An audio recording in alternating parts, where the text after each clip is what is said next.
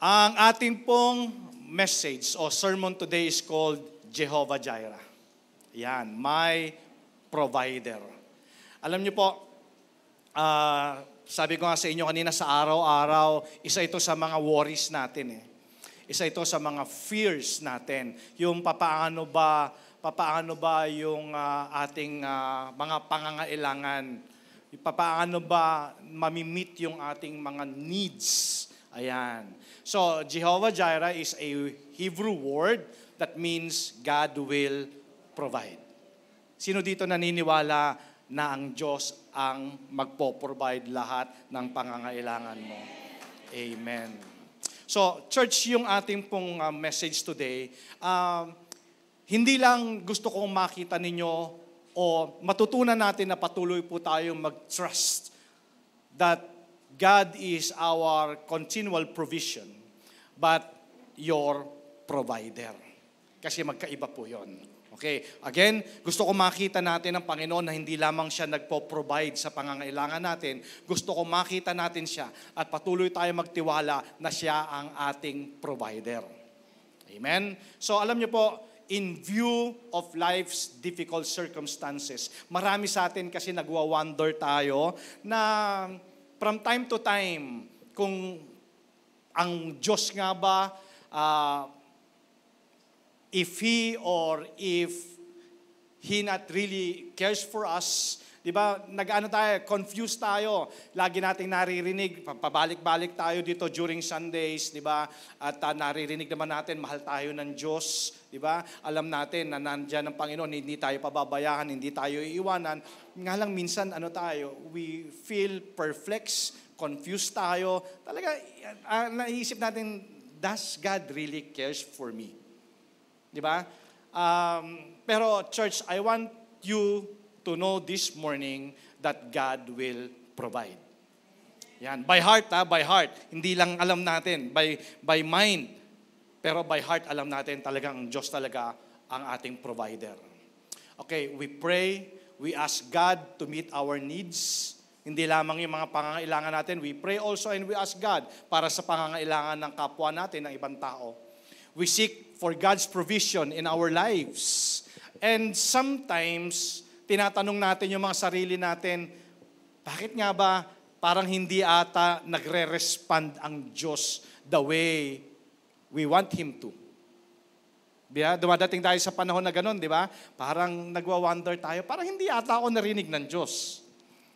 Parang yung understanding ko about God that He cares, that He loves me, parang opposite ata doon sa nakikita ko sa paligid ko at nangyayari sa akin. Di ba? Now, church, again, I want you to know this morning that God will provide.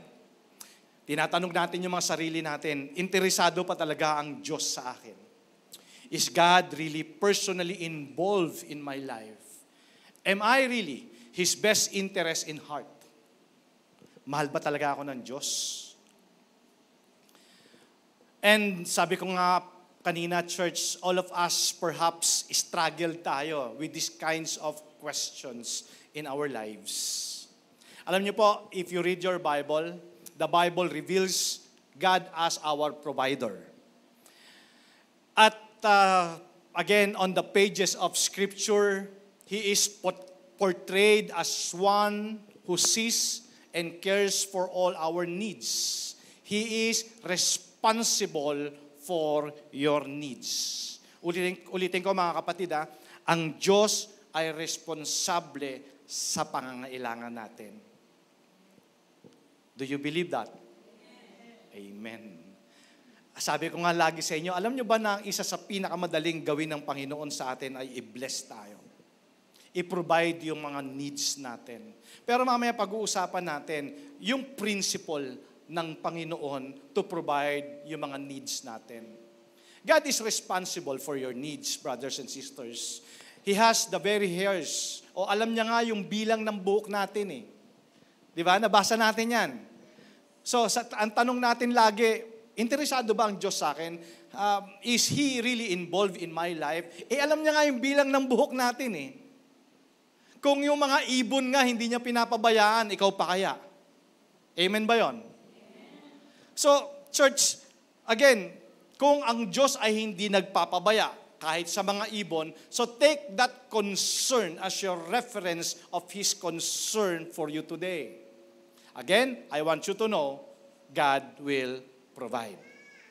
Again, if you read your Bible, you'll see abundant stories of how God came through for His people time and time again. Pero, minsan nagtatanong tayo, kung nabasa ko to, pastor, that God came through for His people from time and time again, paano naman ako? Yan, di ba? Paano naman ako? Paano naman yung mga pangangailangan ko? Can the great God of heaven really provide for me? Sometimes, naiisip kasi natin, parang yung pinag-pray natin hanggang ngayon hindi pa dumadating. Akala natin, hindi tayo narinig ng Diyos. Or hindi pa niya tayo sinasagot. In Book of Genesis, chapter 22, mamaya nyo lang po, i-take note nyo na lang, basahin nyo na lang po sa mga bahay ninyo. In Genesis chapter 22, it tells us the story of Abraham. Kilala natin si Abraham. Amen? And God requesting him to sacrifice his only son whom he loved. The Bible says that God was testing him. Okay, so in Genesis chapter 2 verse 1, o Genesis 22 verse 1, sabi po dito, sometime later, God tested Abraham. So, sinubok ng Diyos si Abraham. In verse 2 of chapter 22, then God said, take your son, your only son, whom you love, Isaac, and go to the region of Moriah. Sacrifice him there as a burnt offering on a mountain I will show you. Church, take note of these three words. Take, go, sacrifice. Yun yung instruction ng Panginoon. I cannot imagine yung damdamin ni Abraham nung marinig niya yung instruction ng Panginoon sa kanya. Marahil hindi mag-sink in sa heart niya, no, yung words o yung instruction ng Lord. Kasi marahil siguro iniisip niya, this is my only son, whom I love. Okay, ito yung tagapagmana, the son of promise. And through him, the world would be blessed. And now, hinihingi ng Diyos, di ba? Hinihingi ng Diyos na isacrifice ko si Isaac. So, alam naman natin na kung ano yung meron tayo, lahat naman talaga yan galing sa Diyos. At dumating doon sa point of time, sa life ni Abraham, na yung ibinigay ng Diyos, parang pakiramdam niya siguro, binabawi. Again, church, sorry but I believe sometimes kasi yung theology natin, akala natin ang Diyos nang babawi. Hindi po nang babawi ang Diyos. Pag ibinigay ng Panginoon sa iyo yan. Nawawala lang yan kasi ninanakaw ng dyablo. Amen. Para naalala niyo yung illustration ko last time, di ba? Yung merong na-snatchan ng phone, di ba? Tapos ang iniisip natin, siguro kaya na-snatch yun kasi mas kailangan niya yung kesa sa akin. Di ba? Ganun ang thinking natin eh. Akala natin mas kailangan niya yung kaya nawala. Ganun ba yon? Kailangan ka ba mawalan para i-bless ng Lord yung ibang tao? Hindi ba kaya ni Lord na i-bless kayo pareho nang walang nawawalan? You get that? So, church, ang Lord, pag nagbigay, hindi nang babawi yan. Amen. Pero, take note of this. God, in this context, doon kay Abraham, God placed His finger on the most valuable thing sa buhay ni Abraham. Ang sabi ng Lord, yan ang gusto kong isacrifice mo. Mahal ba ni Abraham ang Panginoon? Mahal ba ni Abraham si Isaac more than God? Yung bang test na yon was all about Abraham's love for God? Well, perhaps, I believe, it was more than that. Hindi lamang ito issue ng pag-ibig ni Abraham sa Panginoon. I believe it's more than that. Church. So, ang sabi ng Lord, gusto ko si Isaac. I-sacrifice mo sa akin. Naniniwala ba kayo na si Isaac ang pinaka-importanteng nangyari sa buhay ni Abraham? Amen.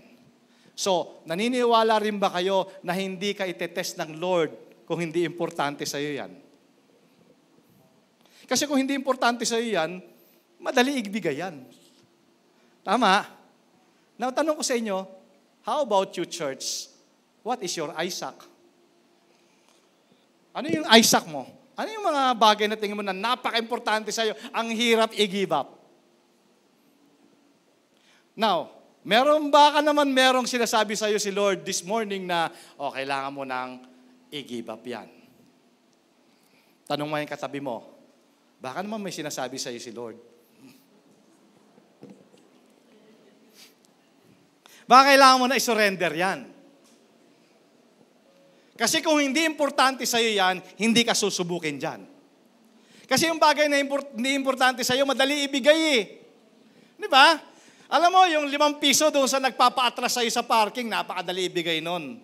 Subukan mong 500. Ha? Tingnan niyo po, church. Through Abraham's life, God had been revealing Himself as the God who will provide. Yun yung test. Okay? And ganun din po sa atin, brothers and sisters. Okay? So, let us examine yung purpose ng testing sa life ni Abraham. At paano ba ito nagre-relate sa atin today? Okay? So, agree naman tayong lahat, di ba? Agree naman tayong lahat na si Lord talaga ang magpo-provide. Agree naman tayo na kung ano yung meron ka, hindi ikaw yan. Si Lord ang dahilan. Amen. Of every good things. Ha? Now, kung meron mga bagay na pangit na nangyari, may mga bagay na anumang masamang nangyari, I'm telling you, church, hindi si Lord ang dahilan yan. Amen. Kasi nga, ang gusto ng Lord sa atin, lahat mabuti. Amen. Nga lang, minsan, na-attribute natin even yung mga bad things sa Panginoon, akala natin pinapabayaan tayo ng Diyos. Pero ang buong katotohanan pala, tayo naman talaga ang dahilan. Okay? So, tingnan natin yung first testing. Okay, ulitin ko po. Hindi tayo itetest ng Diyos kung hindi importante sa atin. Okay? Kailangan talaga sa buhay natin, meron talaga tayong i-give up. First testing, when God first spoke to Abraham, He told him to leave his family and his home and go to a land that He would show him. Yun yung first testing. Imaginein mo, sabi sa'yo ng Lord, okay, kailangan mong iwanan yung pamilya mo, pumunta ka doon sa lugar na sasabihin ko sa'yo. Okay? Kailangan mong iwanan yung comfort zone mo. Wow, marami sa atin. Hindi po kayo yung unang tao na unless sinabi ng Lord sa'yo. Okay? Kasi, bago kayo continue, kasi may mga bagay sa buhay natin, church, minsan biniblame natin si Lord. Biniblame natin si Lord sa mga decision natin at inaakala natin, yan yung pinapagawa ng Lord sa atin. Okay? Yun pala, tayo lang ang may gusto. Again, church, ito yung sinasabi ko na na baka merong pinapagawa sa iyo ang Lord that you need to obey. Like Abraham. Diba? Ang sabi ng Lord, okay, leave your comfort zone. Maaari siguro sabihin ng Lord, okay, siguro kailangan mong i-leave yung career mo and you follow me. Diba? Sabi ko nga sa inyo, nung tinawag ng Lord si Peter, nung nag-fishing sila Peter, sabi ni Jesus, okay, come, follow me. Pero hindi doon nagtatapos yun. Sabi ng Lord, and I will make you. Alam niyo ba na pag nag-follow tayo kay Lord, He will make you. He will grant the desires of your heart. Amen. Meron kasi talagang blessing in obedience. Okay? So when God first spoke to Abraham, sabi niya, okay, iwan mo yung pamilya mo and then go to a place that I will show you. Did Abraham obey? Sumunod ba si Abraham? Yes, he did.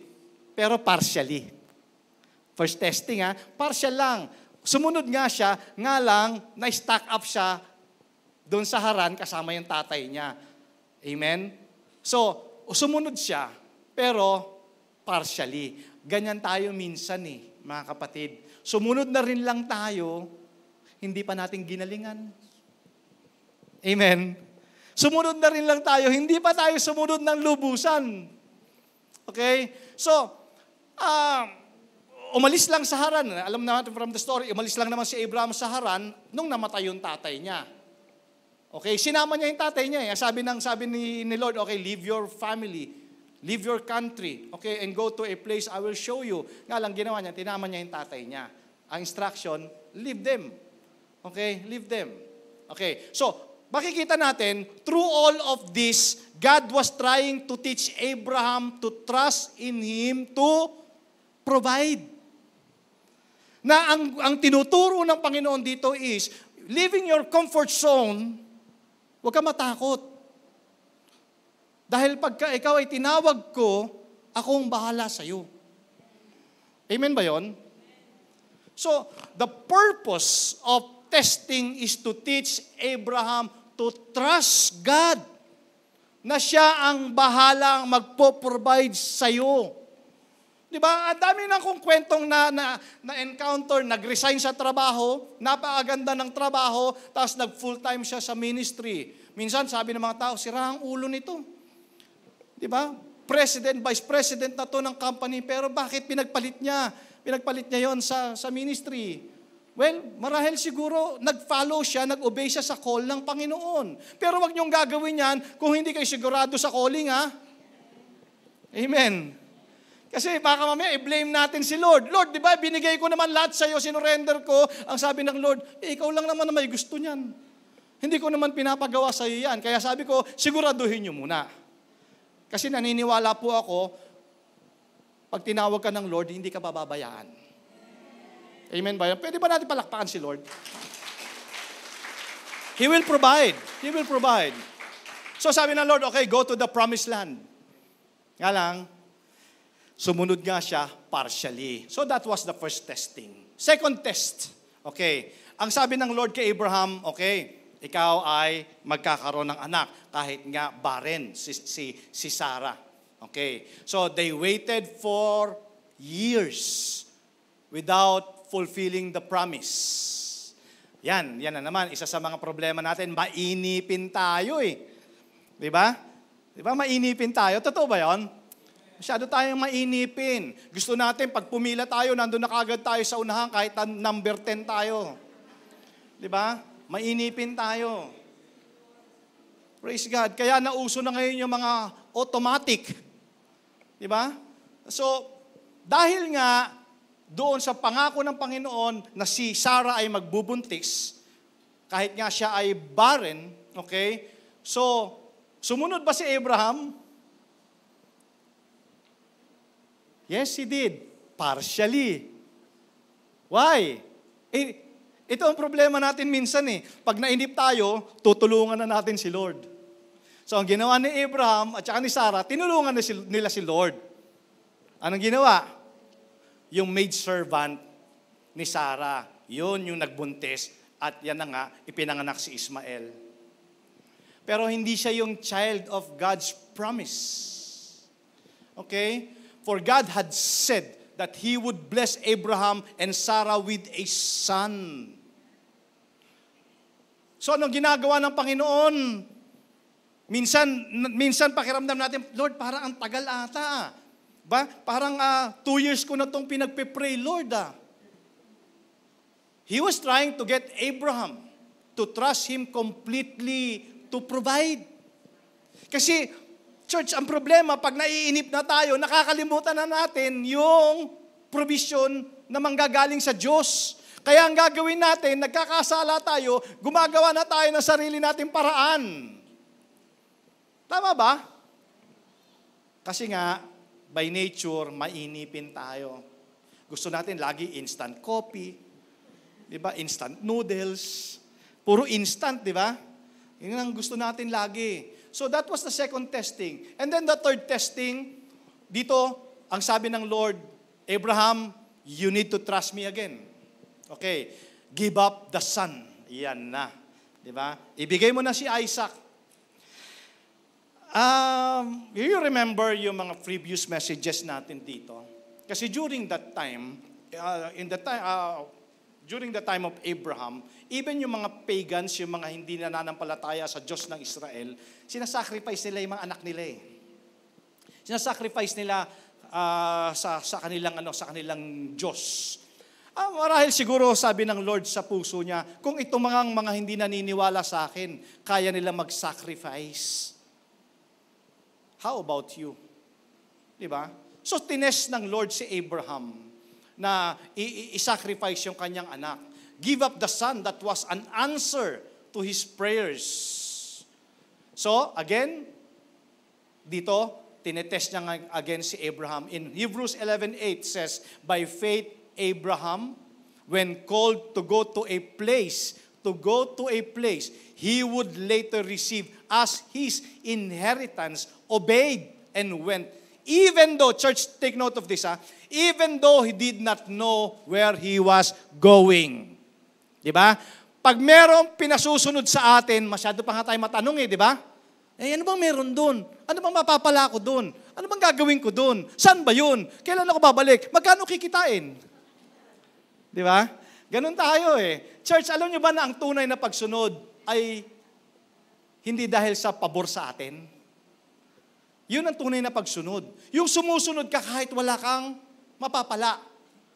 As long as hindi ka mapapasama, as long as hindi ka makakasakit, at alam mo na magbibigay ito ng glory sa Panginoon, sunod ka na lang. Amen. Kasi minsan, kaya lang naman tayo sumusunod kasi pabor sa atin. Tama? Subukan mo to, testing. Ewan ko kung Sunday maganda subukin ito o during weekdays. Issue or talking about pagsunod. Subukan mong gisingin yung anak mo ng 5:30 ng umaga. Di ba? O kaya kanina lang umaga, ginigising mo yan. Anak, halika na tayo ka na, mag-church tayo. Maya na. Wait lang. Di ba? Yan yung mga yan Tumayo ka na dyan. Pinapahinga ko pa yung mata ko. Magdabag ka lang natutulog, pinapahinga mo pa yung mata mo. Di ba? Subukan mo, ganun, di ba? Gising mo pa, church, anak, halika na, mag-church na tayo, malili tayo, mamaya na. Pero subukan mo, anak, tayo ka na dyan. Bibili kita cellphone. Tatayo, hindi. Kasi minsan, sumusunod tayo kasi pabor sa atin. Amen. Pero alam niyo ba na ang tunay na pagsunod, yung sumunod ka kahit hindi pabor sa'yo. Basta hindi ka mapapahamak, hindi ka mapapasama, hindi ka makakasakit, alam mo magbibigay ng glory sa Panginoon, sabi mo sa katabi mo, sunod ka na lang. Amen. Amen ba? Hebrews 11, chapter 11, verses 9 to 11. By faith, he made his home in the promised land like a stranger in a foreign country. He lived in tents, as did Isaac and Jacob, who were heirs with him of the same promise. Verse 10, for he was looking forward to the city with foundations. City na nyo, church, yung pananampalataya. Sumunod si Abraham doon sa lupang pangako na sinabi ng Diyos na pupuntahan niya, na hindi niya alam kung anong meron doon. Pero basta sumunod lang siya.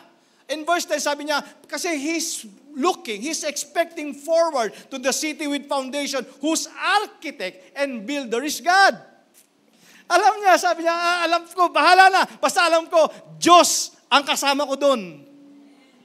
And by faith, even Sarah, who was past childbearing age, was enabled to bear children because she considered him faithful who had made the promise. Again, church, yung mga promises na tinanggap mo sa Panginoon, God is faithful. Maniwala po kayo sa akin. God is faithful. Kasi meron tayong trust issue, meron tayong faithfulness issue, pero hindi ganun si Lord. Diba? Yun ang ginagawa natin yung issue, pati si Lord, akala natin hindi siya trustworthy. Minsan iniisip natin hindi faithful si Lord. Diba? Pero sabi dito, she considered him faithful who had made the promise. Ang nangako sa iyo ay Diyos. Amen? In Hebrews 11:17 says, by faith, Abraham, when God tested him, offered Isaac as a sacrifice. He who had embraced the promises was about to sacrifice his one and only son. In verses 11 to 19, even though God had said to him, it is through Isaac that your offspring will be reckoned. Okay? Abraham reasoned that God could even raise the dead, and so in a manner of speaking, he did receive Isaac back from death. So hindi na siya nagdalawang isip pa. Nung sinabi ng Lord, okay, Abraham, sacrifice mo sa akin yung anak mo. So alam niya na being the sacrifice, kailangan mamatay ni Isaac. So nagtiwala siya sa puso niya na pag siya sumunod sa Panginoon, kaya namang buhayin ng Diyos yung anak niya eh. Kaya totoo ang sabi ng Bible, wala namang imposible sa Diyos eh. Di ba? All things are possible with God. So dumating si Abraham dun sa place na kung saan nagtiwala siya sa Diyos. Di ba? Nagtiwala siya na, sige, pag sinacrifice ko naman ito, total, sa kanya naman galing to eh. Pwede naman niya akong bigyan.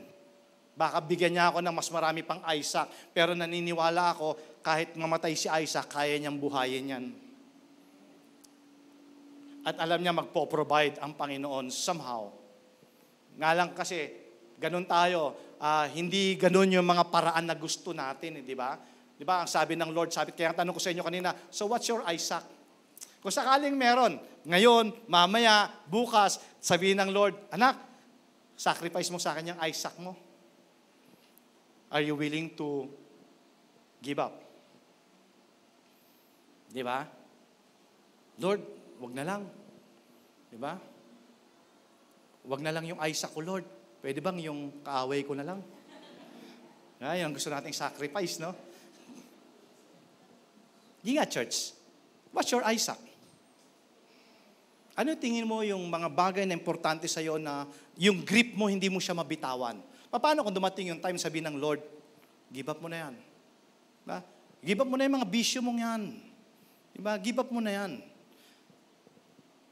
Give up mo na yung mga bagay na hindi nagbibigay ng glory sa Panginoon. Kasi yan yung nagiging hindrance ng blessing natin. Amen? So anong ginawa ni Abraham? 3 araw siyang naglakad kasama si Isaac. Church, na-imagine nyo ba kung ano yung damdamin ng isang ama na kasama mo, naglalakad yung anak mo, pero at the end of the day, alam mo na isa-sacrifice mo siya? Pero, wow, yung statement ni Abraham, di ba? Ang sabi niya, magwo-worship lang kami. Sabi niya doon sa kanyang mga servant, magwo-worship lang kami and we will return again. See that faith? Di ba? Pero alam niya by heart na isa-sacrifice niya. Di ba? Si Isaac. And then, to make the story short, nandun na sila sa mountain, nandun na si Isaac, isa-sacrifice na niya. In fact, sabi ko nga sa inyo, yung damdamin ng tatay, naglalakad pa lang sila.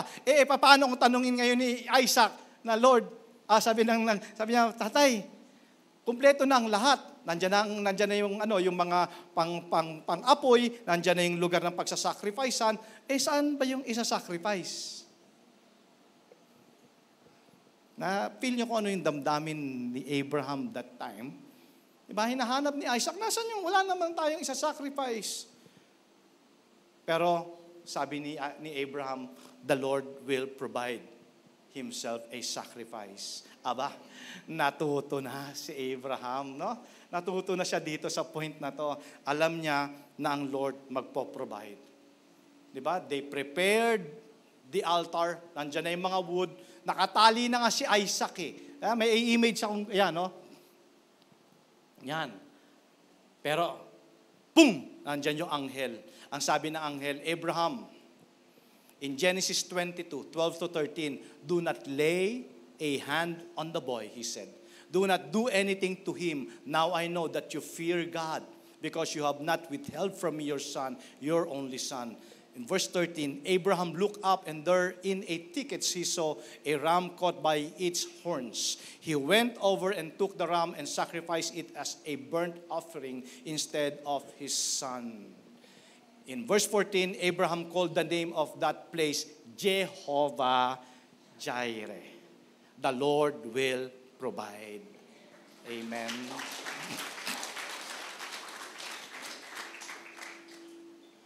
Wow. So very quickly, church, I'm going to share with you the characteristics of God's provision. Okay, so from that story, tingnan natin yung mga characteristic. Paano ba yung principle ng Lord in blessing us? His provision. First one is the right thing.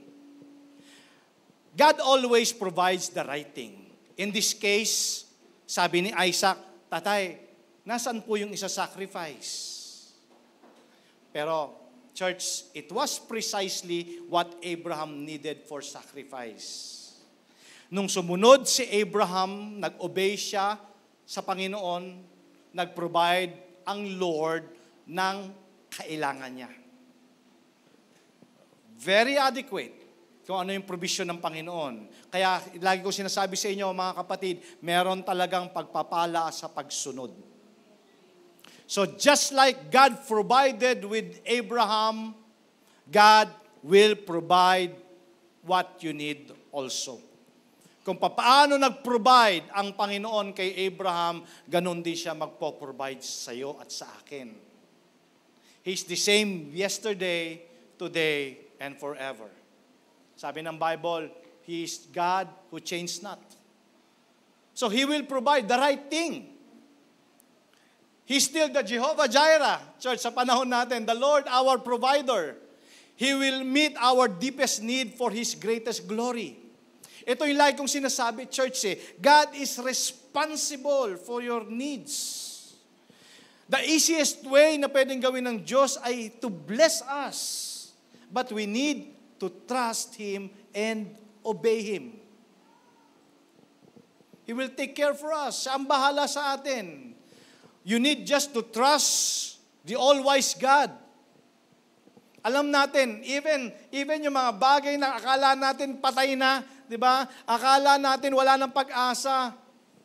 At kung dumating man tayo sa point na gano'n, don't take matters into your hands. Ganun ang ginawa ni Sarah at ni Abraham eh. Nainip sila eh. Pero, church, napaka-importante kasi during waiting period eh. Di ba? Ang problema natin, hindi natin kasi alam kung kailan dadating. But we need to learn to trust God. Kasi pagka nilagay natin sa ating mga kamay, doon tayo nagkakaproblema. We're getting out of the will of God. Diba? So, He is Jehovah Jireh, the Lord our provider. Ang sabi ng Ephesians 3:20, now unto Him that is able to do exceedingly, abundantly above all that we ask or think, according to the power that works within us. Diba? He's able. Huwag kang mainip. Pakisabi nga sa tabi mo, huwag kang mainip. Diba? Dadating din yan. Church, dadating din yan. Maniwala po kayo sa akin. Alam nyo, even yung mga problema, church, let me share with you what I've learned. Even yung mga problema, maniwala po kayo sa akin, matatapos din yan. Hindi magtatagal yan, matatapos din yan. Dumadaan lang yan for a reason. And the same with yung mga prayers ninyo, huwag ka mainip. Don't give up. In its proper time, you will reap your harvest. Amen? So God is able to do exceedingly abundantly more than what we can think or imagine according to the power works within us. There is nothing that God cannot do for you. God will provide. So that's the first characteristic. He provides the right thing. Kung ano yung kailangan talaga ni Abraham, ibinigay ng Panginoon. Okay, number 2, God not only provides the right thing for us, but He provides it at the right place. Church, at the right place. Bakit naman? Pwede naman siya mag-sacrifice doon sa bahay nila. Bakit pinapunta pa siya doon sa Mount Moriah? Diba? It was the appointed place of God's provision. So, sometimes, church, listen to this, namimiss natin yung blessing, namimiss natin yung provision ng Diyos kasi nga, nasa maling lugar tayo. Amen? Nasa maling lugar eh. Paggising mo, nasa ibang bahay ka pala. Mali. Amen? Hindi ka pwedeng i-place o i-bless ng Lord kung nasa maling lugar ka. Amen. You remember Elijah? The place called there. Di ba? Kung saan nandun yung provision ng Panginoon. He needs to be exactly where the place God told him to be. At ayun, even yung mga ibon, inutusan ng Diyos na mag-provide sa kanya. You need to be at the right place at the wrong time. At the right time. Church, sometimes, alam niyo po, God has to let us go through some things para dalhin tayo doon sa right place. So He can bless us. Natutunan ko, I've learned sometimes that we need first to let go. Minsan meron muna mga pinapalet go si Lord. Di ba? Kasi yun nga yung mga naghihinder ng blessing natin. Sometimes because of various circumstances and situations sa life natin, because of various difficulties and sins. Di ba? Minsan kasi yung mga kasalanang nagagawa natin, yun pala yung pumipigil ng pagpapala natin. Di ba? Tapos, pag nainip tayo, ibabalik natin yung sarili natin doon sa trono. Tayo na yung gusto nating masunod. Hanggang sasabi ko nga sa inyo kanina, gusto na nating tulungan si Lord. Di ba? Lord, parang ang tagal naman, tulungan na kita. Kasi, church, kailangan ka ni Lord na nasa tamang lugar para i-bless ka niya. Kailangan ko pa ba elaborate yon? Hindi na, madali na intindihin, no? Mga galawang Kristiyano, amen? Dapat nasa tamang lugar tayo para i-bless tayo ng Lord. Like, for instance, your church is the right place of God's blessing. Amen ba? Di ba? Kasi hindi lang naman, sabi nila, hindi lamang naman daw, kasi paglinggo, hindi lamang naman daw sa church nakikita ang Kristo. Meron din naman daw sa sabungan. Tama. Yung mga pilosopo, di ba? May Kristo din daw sa sabungan. You think sabungan is a right place for God's blessing? Ay, pastor, nanalo ako eh. Bless ako. Amen. So, hindi si Lord ang lumalayo, church. Kadalasan ng tao ang naliligaw ng landas at lumalayo. Pero sabi nga natin, kung nakaranas ka ng ganyan, lapit lang ulit kay Lord, balik ka lang. Balik ka lang. Amen ba yon? Balik ka lang. Open arms naman ng Lord na nagpapatawad at tumatanggap sa atin. Di ba? Sabi nga ng Bible, wala siyang itinataboy. Diba? Lahat pwedeng lumapit sa Panginoon. Kung ikaw man ay nagkasala, ikaw man ay nagkamali in the past, balik lang kay Lord. Amen? Okay, isa pa nga, sabi mo sa katabi mo, balik lang kay Lord, balik lang. Balik lang. Amen? You remember the story of the Israelites, di ba? Alam nyo ba na minsan kailangan ka munang ilabas ng Lord para ka ipasok? Alam nyo yon? Ilalabas ka muna ng Lord doon sa wrong place para ipasok ka sa right place.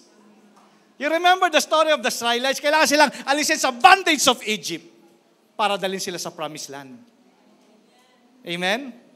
So, minsan, wag mo nang i-harden yung heart mo pag nararamdaman mong inilalabas ka ng Lord sa wrong place. Kasi may plano ang Lord na ipasok ka sa right place.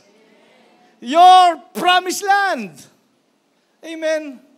So, kaya kailangan minsan i-deal talaga ng Lord yung mga bagay na yon. Kasi gusto niya nga i-provide yung pangangailangan natin. Amen. Kasi gustong-gusto niya, nandun yung willingness natin. Kasi hindi naman si Lord, di ba, sabi nga natin, hindi naman gate crusher si Lord ng buhay natin. Kaya nga binigyan niya tayo ng freedom of choice. Nga lang yung freedom of choice natin, naaabuso. Anong sabi ng Bible? Everything is permissible, but not all are beneficial. Diba? Pwede mo naman gawin, nga lang hindi lahat yan makakatulong sa'yo. Diba? So church, gustong-gusto ng Lord na i-bless ka. Gusto ng Lord, happy tayo.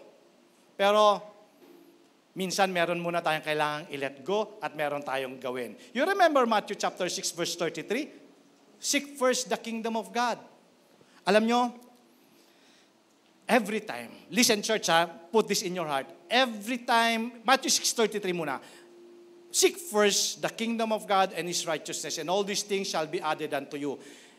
Every time, you're putting God first in your life. Church, Lagi kang nire-remind ng Panginoon na siya ang bahala sa pangangailangan mo. At ang nangako ay faithful. Amen? Wow, minsan kinakabahan tayo, ano kayang kakainin ko, di ba? Ano bang isusuot ko? Sabi ng Matthew chapter 6, di ba? Mamaya ano kayang lulutuin ko mamayang tanghalian? Basta inuna mo si Lord, all these things shall be added unto you. Nire-remind ka din niya, basta unahin mo ko, gusto kitang i-remind na ako ang magpo-provide sa lahat ng kailangan mo. Nga lang, meron tayo minsang trust issue. Trust issue, baka mamaya wala, baka naman hindi totoo. Di ba? Church, kung ginawa ka ng Lord sa iba, bakit hindi sa'yo? Amen ba yon? Pero we have to get to the right place. Kasi yung right place na yon, alam mo church, yun yung right place na tayo po ay nagtatrust, nagde-depend na si Lord ang ating provider. And I want you to know this morning, God will provide. He will provide for the food sa mga nagugutom. He will provide shelter doon sa mga giniginaw. He will provide doctor for the sick, healing doon sa mga may karamdaman, help in times of trouble. Di ba? He will provide everything. Jesus Christ will be anything that you need. He will be your provider. He will be your all in all. Okay. So, first characteristics, God will provide the right thing. Second characteristic of God's provision or blessing, He will provide not only the right thing, but at the right place. Now, the last characteristic of God's provision is God always provides just the right thing at just the right place at just the right time. Ayan na, dito naman tayo ngayon. Sino ba naman sa atin dito hindi aamin na mainipin? Meron ba dito hindi mainipin? Ngayon lang, nakaupo kayo, nas kayo matatapos to. Di ba? Patingin na tingin sa relo nyo, di ba? Oh. Nakalimutan ko i-announce sa inyo, hanggang 3 o'clock tayo. Oh, kaya? Hanggang 3 o'clock, ha? Okay, joke lang po yon. So, sabi natin, God always provides just the right time. Meron din palang timing ang blessing. Di ba? So, dapat naiintindihan natin yung God's timing. Di ba? Kasi, tinan nyo kung nahuli-huli lang ng konting segundo, yung anghel, para sabihan si Abraham na wag niyang saktan yung kanyang anak, malamang nasaksak niya na si Isaac. Di ba? Kung na-late lang siya ng konti, malamang may nangyari na kay Isaac. But God is never too late. Di ba? Maaaring tayo laging late. Di ba? 10 o'clock ang service. Di ba? Alam mo na, pag nakasakay ka sa sakyan, nakakaisang kanta na sila. Nakakadalawa na. Okay, kalahati na yung pangatlo. Pero dahil kong binibilin sa inyo mga kapatid, di ba, sumunod ka na rin lang, sumunod ka na ng buo. Nagsimba ka na rin lang, hindi mo pa binuo. Amen? Amen ba yun? Di ba? Alas 10 ang service, dadating, di ba? Ito, joke lang to joke lang, para lang medyo magising-gising, meron pa naman akong 10 minutes. Sabi nila, pag dumating daw ng 9:30, 10 o'clock ang service, sabi nila, pag dumating ng 9:30, in love kay Lord. Tama? Pag dumating yan ng 10 o'clock, 9:30, in love kay Lord. Pag 9:45, mainit kay Lord. Pag dumating yan ng mga 10:15 pataas, pa-backslide na yan. Nako. Ha? Joke lang yon, pero sabi mo sa katabi mo, mukhang ikaw yung sinasabi ni Pastor. Mukhang ikaw.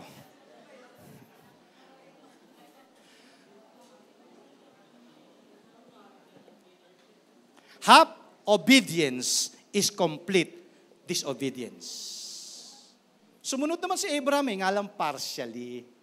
Di ba? Partially. Di ba? Pero dito, sabi nga natin, church ko na late lang ng konti si Lord, malamang napatay si Isaac. Pero God is never late. There is no too late with God. He's never too busy para pakinggan yung mga prayers mo. Diba? He's never in a hurry na hindi niya kayang i-meet yung pangangailangan natin. But He's always right on time. Amen? Sino sa inyo ngayong umaga? Alam nyo, sometimes we fail to understand na ang Diyos hindi siya committed sa timetable natin. Ang Panginoon meron siyang sariling timetable. Amen?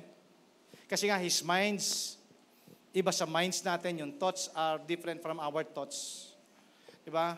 So, clearly, kailangan maintindihan natin na God moves according to His purpose and plan. Amen?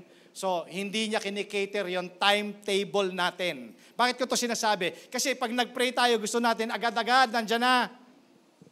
Diba? You remember yung isang joke story, diba? Paano nga naman kung ang Diyos ay sasagot agad sa prayer mo? Na-imagine nyo ba yon? Nag-pray ka. Yung mga single, sabi niya, Lord, siya na po yung gusto kong mapang-asawa. Diba? Siya na yung gusto ko. Paano nga naman kung sumagot siya agad-agad? Tapos, mali naman pala yung gusto mo. Sabi nung nag-testimony, kung si Lord sumagot agad, siguro malamang 7 asawa ko ngayon. Kasi 7 yung pinag-pray. Di ba? Pero good news to church. Alam nyo ba, it's not that we have a wonderful plan sa life natin, but it's God's wonderful plan.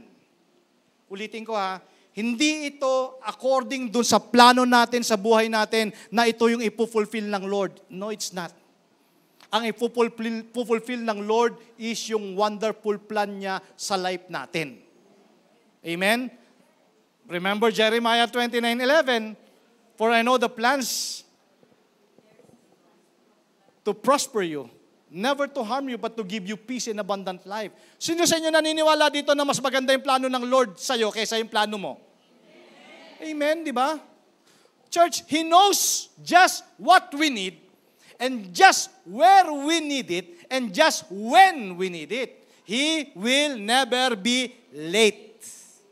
God will never be late. Kasi nga, yung memory natin minsan short.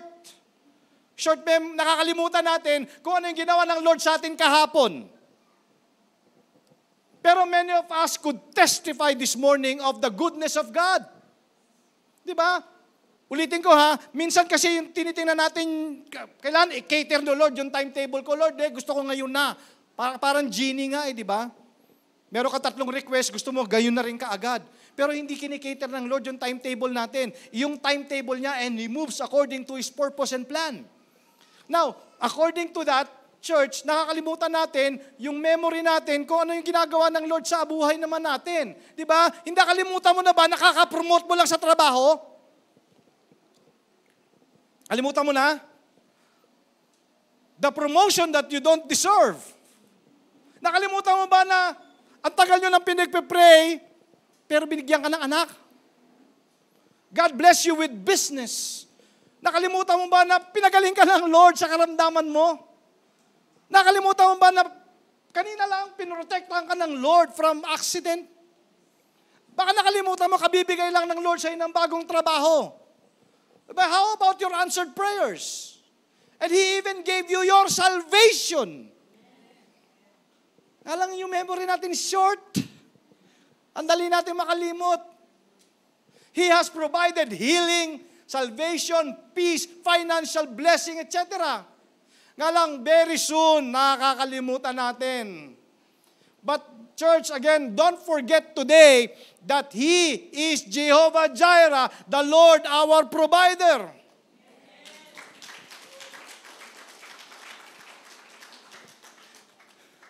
Again, I want you to know this morning, God will provide. In closing, alam niyo po, gustong-gusto ko tong passage na to. Every time na ako ay may kailangan sa Panginoon, minsan parang kaya-kaya ni Lord, sabi niya, He is able ibigay kaya ng Lord, basta according to His will, ibibigay niya yan.